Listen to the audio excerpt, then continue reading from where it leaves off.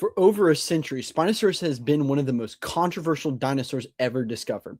Was it a giant river hunter, a shoreline predator, a wading fisher, a deep water swimmer, or a dinosaur that evolved further towards aquatic life than any other non avian dinosaur in history? Every few years, a new fossil or study completely changes the debate. And now it happened again because scientists may have just uncovered one of the strongest pieces of evidence yet that Spinosaurus was adapted to life in salty coastal environments, salt glands, not just crocodile like adaptations, not just fish eating teeth, not just dense bones or the paddle tails. Actual anatomical evidence suggesting Spinosaurus may have evolved specialized glands similar to those seen in modern seabirds and marine reptiles. This changes things. Again, today we're diving deep into the new salt gland discovery, what salt glands actually are, why scientists think that Spinosaurus had them, and why this bizarre predator keeps becoming more and more unlike any dinosaur we've ever known.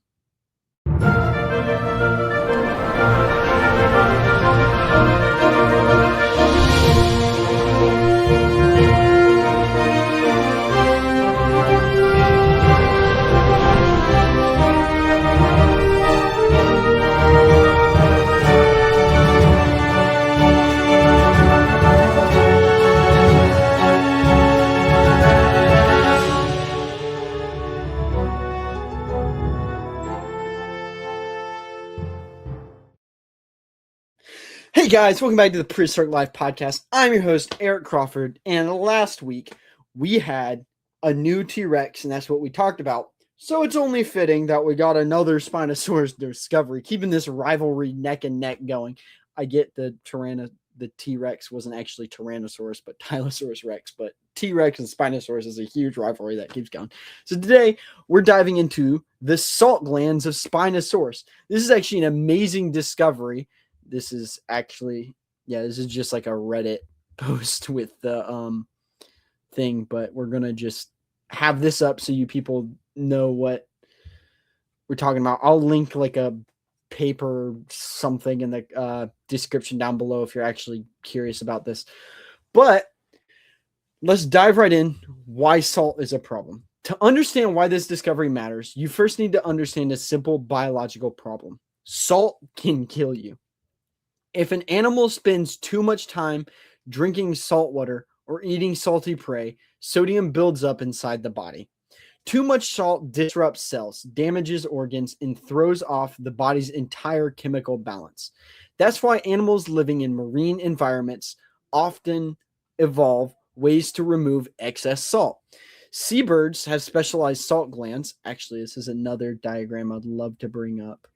This one, because it actually shows the comparison between seabirds and the Spinosaurus here with the salt gland idea.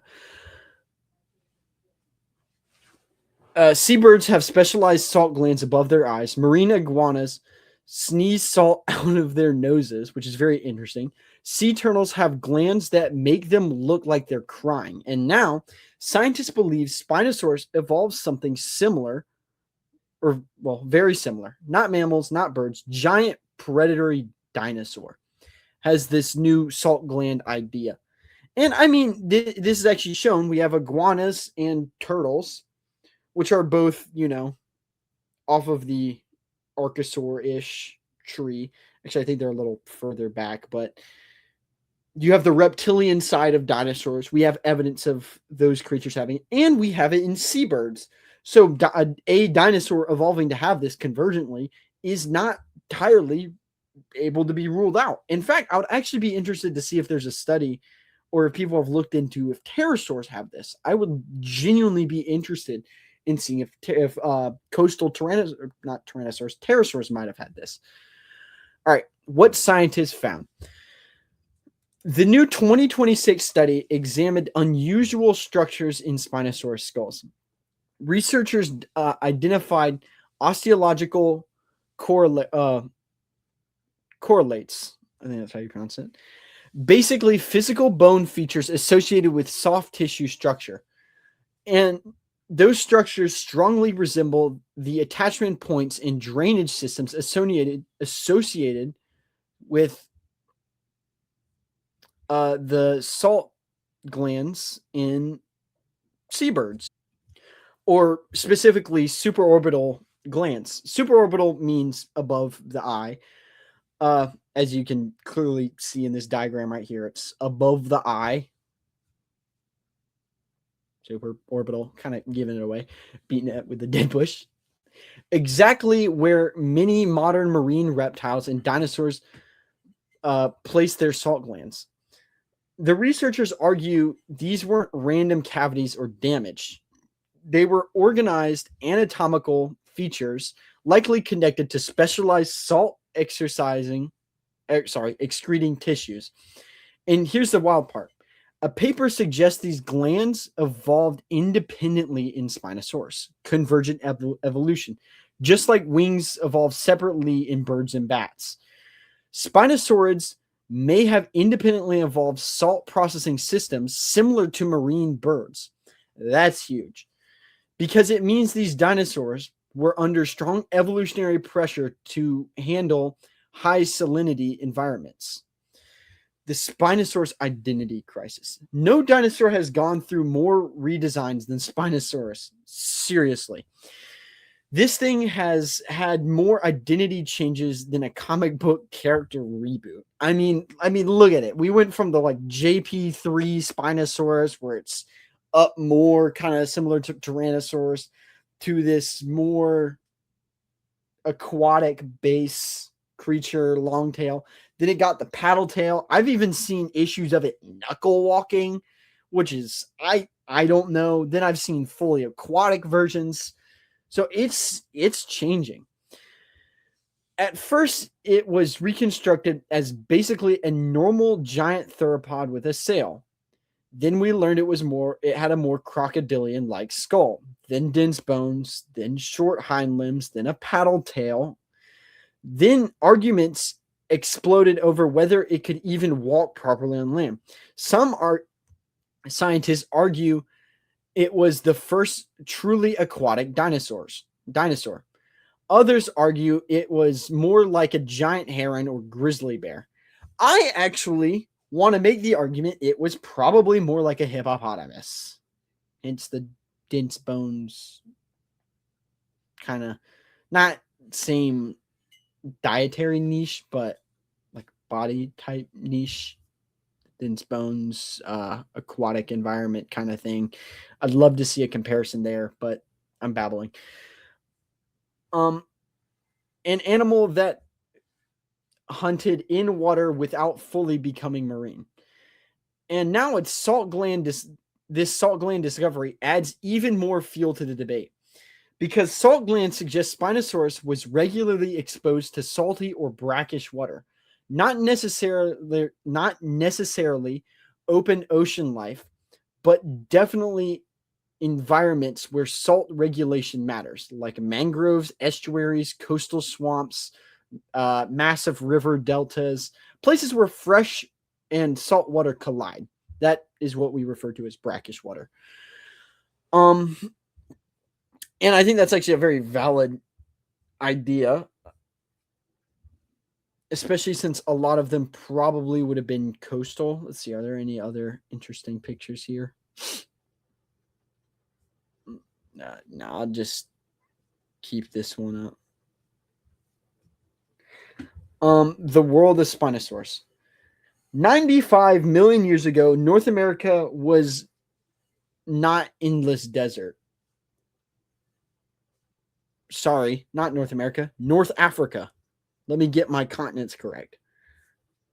North Africa was not endless desert. It was one of the strangest ecosystems Earth has ever seen. Huge river system, dense wetlands, massive fish, larger than cars, sawfish, coelacanth or coelacanth, depending on how you pronounce it, sharks, crocodilian relatives or crocodile relatives, and giant predatory dinosaurs competing for territory. One of those predators was Spinosaurus aegypticus, possibly over 45 feet long, armed with narrow jaws lined with conical teeth, perfect for gripping slippery prey. Its nostrils were shifted backwards on the skull, potentially allowing it to breathe while much of its snout remains underwater. Actually, one of the beautiful things of fossil crates, I have this really cool Spinosaurus skull. You have its nostrils up here instead of down here. And unlike most giant theropods, it may have spent enormous amounts of time partially submerged, not sprinting across plains like Tyrannosaurus. Actually, Tyrannosaurus probably wasn't a sprinter, it was more an ambush predator, so more like Allosaurus, but semantics. But stalking silently through shallow waterways, like a nightmare fusion of a crocodile, a stork, and a grizzly bear. Now, I also want to bring up the idea that Spinosaurus competed with the same in the same ecosystem as Carcharodontosaurids, or Carcharodontosaurus of North Africa. So the land was probably heavily taken up. So it probably did kind of retreat into the water while Carcharodontosaurus ruled the land and hunted the sauropods, the ornithopods, and things like that. So Spinosaurus probably retreated into the water while Carcharodontosaurus continued to terrorize the land. The hell heron. This new salt gland discovery arrived only months after another massive Spinosaurus revelation, the discovery of Spinosaurus mirabilis, a bizarre new species of Sahara from the Sahara nicknamed the hell heron. This animal had a gigantic scimitar-shaped crest. Actually, let me just Spinosaurus mirabilis. Let's just pull up this sick skull comparison real quick. Give me a moment. Here's that. You have that giant scimitar shaped. Mirabilis is the top one, if you couldn't tell. Giant scimitar shaped crest rising from its skull. A blade-like display structure that may have been brightly colored in life. But what's even more important is where it lived. Unlike earlier Spinosaurus fossils linking to coastal environments, Spinosaurus mirabilis appears to have been linked far inland. And that matters because it complicates the aquatic theory. If one Spinosaurus species was inland while another adapted to salty environments, then Spinosaurus may have occupied a huge range of ecological niches. Some more coastal, some more river-based, some potentially more aquatic than others. The family tree suddenly becomes far more complex. And again, I think mirabilis might have actually been one of the few off branches that did try to rival Carcharodontosaurus. I feel that might be a reason why it went extinct, and Egypticus was... When did Spinosaurus mirabilis go extinct? When did Spinosaurus Egypticus go extinct? Spinosaurus Egypticus went extinct 94 to 93.5 million years, and Spinosaurus mirabilis went extinct 95 million years. So about a million years earlier, mirabilis went extinct. That could literally have been due to shifting ecosystems, or just potentially Carcharodontosaurus literally just out-rivaled it. I really...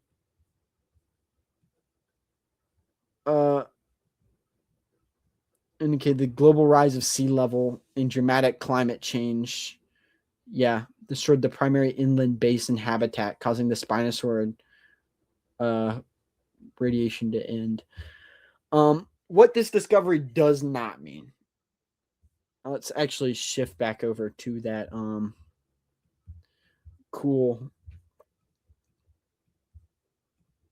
to this. Now, it's important not to overhype this. Salt gland does not prove Spinosaurus was an open ocean swimmer. This does not mean it hunted like a mosasaur, and it definitely does not mean it lived in its entire life in seawater. Modern crocodiles have varying salt gland functionality too. Some are highly adapted for saltwater, others barely use them.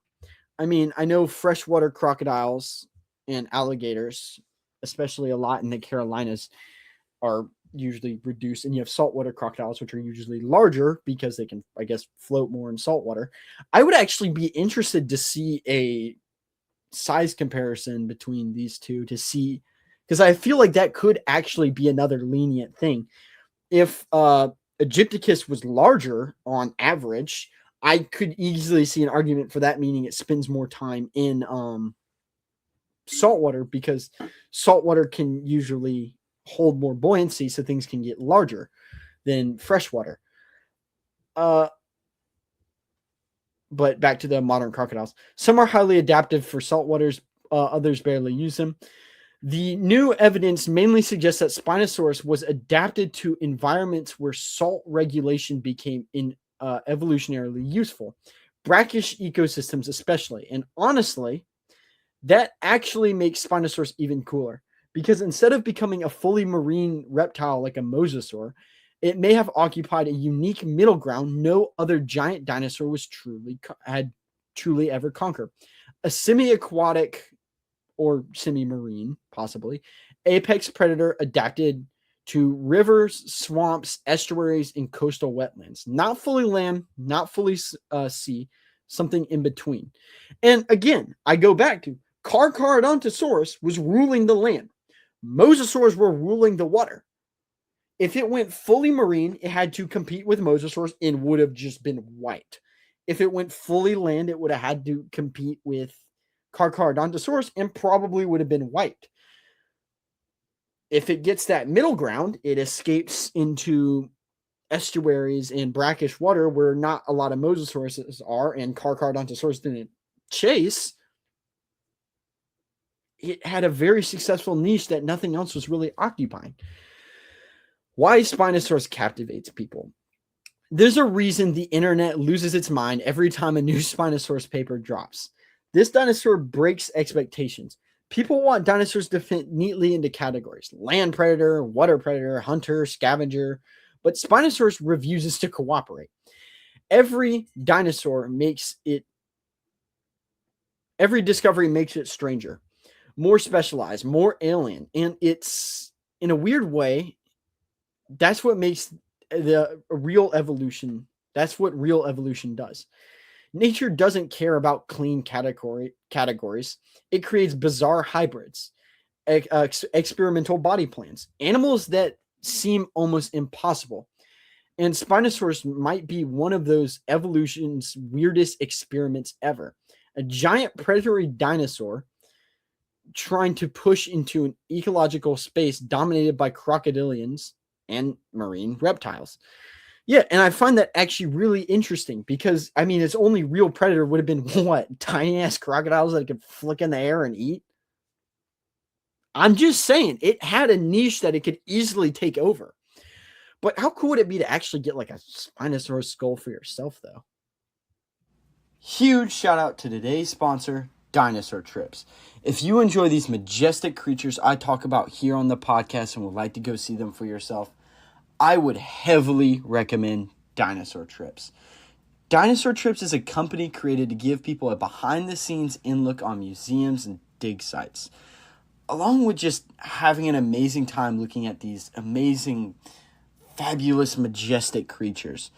So if you sound interested, go to www.dinosaurtrips.com and tell them Prehistoric Life sent you and get $250 off your tickets. Now, back to the show. I just realized I played the wrong one. I said, how cool would it be to get a Spinosaurus skull of yourself? And I played the one where it'd be, how cool would it be to go see a Spinosaurus yourself? So actually, here's the other sponsor then. Let's knock it out now. If you follow my account, you probably like dinosaurs, fossils in the prehistoric world. And if you have ever shopped for fossils, you'll see that a lot of them have some very high prices, rightfully so, because they are usually one of a type specimen. Then you go look for casts, and you see a lot of these low-quality casts going around, so you just don't know what to do. You either have to buy something super expensive or something super low quality. Enter dinosaur skeletons. Dinosaur skeletons specializes in creating museum-quality replicas of prehistoric life and is renowned for its highly detailed reconstructions. Founded by a professional paleo artist with over a decade of experience in the collectibles industry, they are dedicated to providing enthusiasts, collectors, and institutions with the opportunity to own magnificent, lifelike prehistoric replicas. Each creation is crafted with exceptional care and attention to detail. This means they are highly accurate to their source material, super high quality, and museum grade level quality. This is probably the closest you could get to bringing home a museum exhibit. They're also fairly affordable for the accuracy and quality put into it, which also means they make great gifts for birthdays and holidays for that collector or dinosaur enthusiast you know. So go check out Dinosaur Skeletons and get your cast today.